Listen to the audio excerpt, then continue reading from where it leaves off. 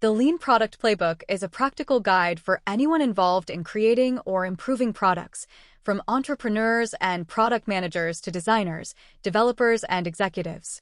Drawing upon years of experience and lessons learned from both successes and failures, the author, Dan Olsen, offers a clear, step-by-step process for building products that deliver real customer value. The book is built around the concept of product-market fit, which is defined as being in a good market with a product that can satisfy that market. It emphasizes the importance of understanding customer needs, defining a strong value proposition, and iterating rapidly based on customer feedback. The book also provides in-depth coverage of UX design, agile development, and analytics, equipping readers with a comprehensive toolkit for building and optimizing their products. Introduction. The introduction sets the stage by addressing the prevalent issue of product failure in the tech industry. Many products fail, not because of poor execution, but because they fail to address a genuine market need or solve a real customer problem. This often stems from a lack of clarity about what to build and how to go about building it.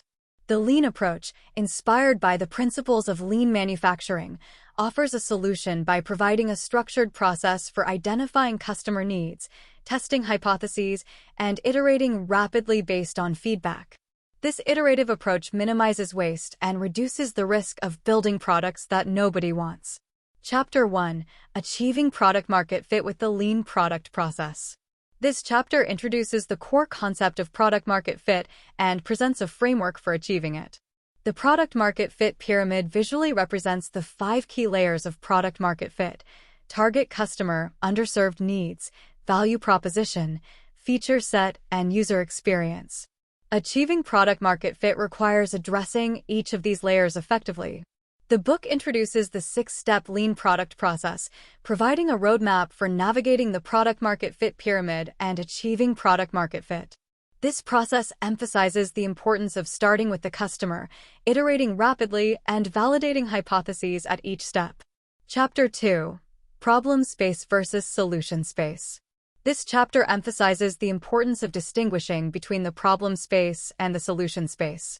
The problem space encompasses all the customer needs that a product aims to address, while the solution space includes the actual product itself and any representations of it, designs, prototypes, etc. The book stresses the importance of focusing on the what customer needs and benefits before the how product design and technology. This outside-in approach ensures that the product is rooted in solving real customer problems and delivering genuine value.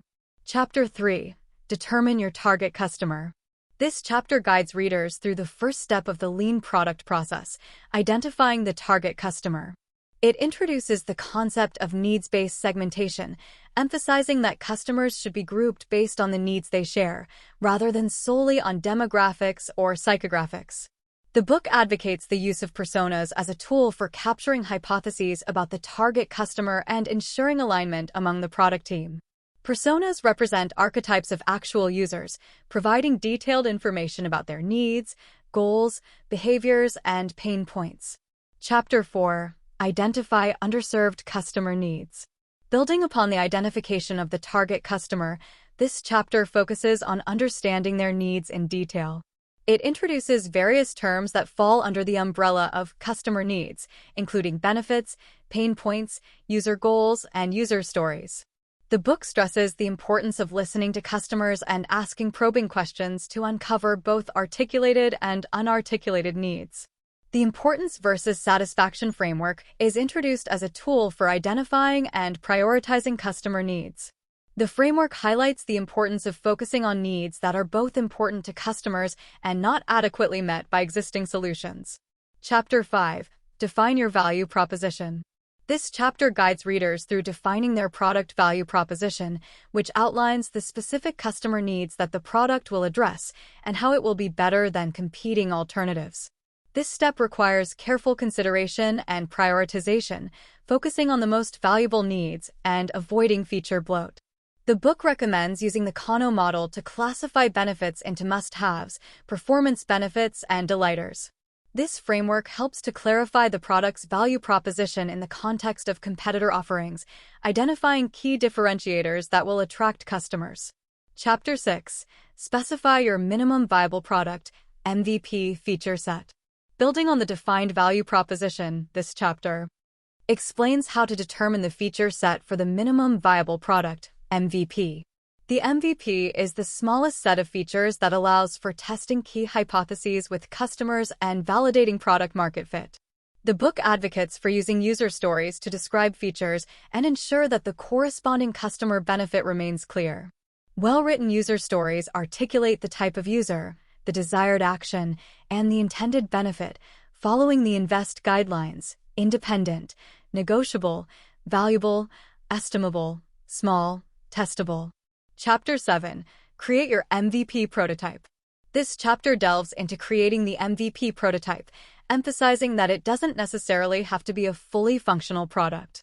The MVP can take various forms, including design artifacts, landing pages, or even manual hacks like concierge MVPs. The key is to build something that allows for testing hypotheses and gathering customer feedback with the least amount of effort. The book discusses different types of MVP tests, categorizing them as qualitative or quantitative and product or marketing focused. It also explains the distinction between moderated and unmoderated user testing. Chapter 8. Apply the principles of great UX design. While not a separate step in the Lean product process, this chapter is dedicated to the crucial role of user experience, UX, design in achieving product market fit. It provides an overview of key UX concepts, explaining how to create user experiences that are intuitive, usable, and delightful. The book discusses various aspects of UX design, including conceptual design, information architecture, interaction design, and visual design. It emphasizes the importance of understanding user goals, creating clear visual hierarchies, and using appropriate typography and color palettes. Chapter 9. Test your MVP with customers. This chapter focuses on the critical step of testing the MVP prototype with customers, highlighting the importance of gathering qualitative feedback through user testing. User testing helps uncover blind spots, validate hypotheses, and identify areas for improvement.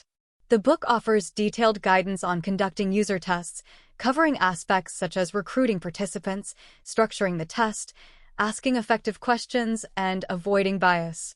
It also explains how to capture and synthesize user feedback to inform product iterations. Chapter 10. Iterate and pivot to improve product market fit. This chapter focuses on iterating and pivoting based on user feedback to continuously improve product market fit. It introduces the build, measure, learn loop as a framework for iterative learning and emphasizes the importance of applying those learnings to modify hypotheses and the MVP. The book provides practical advice on prioritizing improvements, addressing common issues encountered during user testing, and deciding when to pivot from one product concept to another. Chapter 11. An end-to-end Lean product case study. This chapter presents a detailed case study of the Lean product process in action, using the example of a new product called marketingreport.com. The case study walks through each step of the process, showcasing how the team applied the principles and frameworks discussed in previous chapters to define the product concept, build the MVP, and test it with customers. The case study also highlights the importance of iterating and pivoting based on customer feedback, demonstrating how the team shifted from their initial product concept to a more viable one based on user insights. Chapter 12. Build your product using Agile development.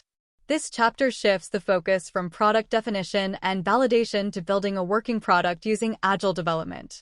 It provides an overview of Agile principles and practices, emphasizing the importance of iterative development, continuous integration, and close collaboration between product, design, and engineering teams. The book discusses two popular Agile methodologies, Scrum and Kanban.